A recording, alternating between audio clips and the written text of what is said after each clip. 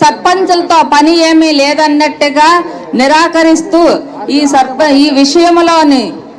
ఈ విషయం అవునా కాదా, సర్పంచులే అవసరం లేకపోతే ఈ రోజు ఎంపీలు ఎమ్మెల్యేలతో అవసరమా?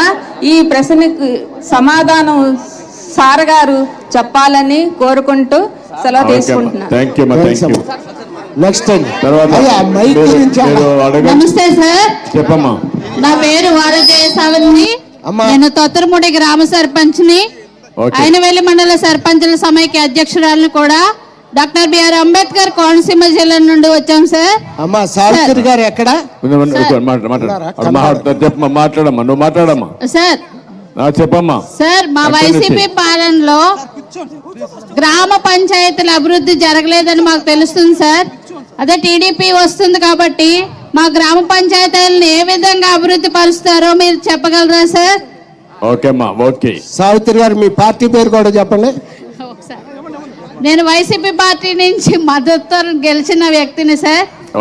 గుడ్. వైసీపీ వాళ్ళ డామినేషన్ ఎక్కువైంది. నెక్స్ట్ ఇంకో వాళ్ళండి.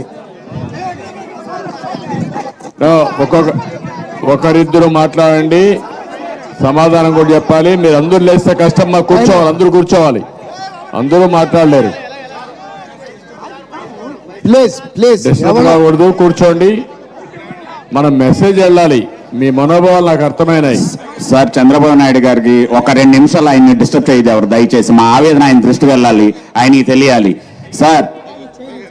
చెప్పాయా గ్రామ సర్పంచులు అంటే గ్రామ ప్రథమ పౌరుడు అంటారు సార్.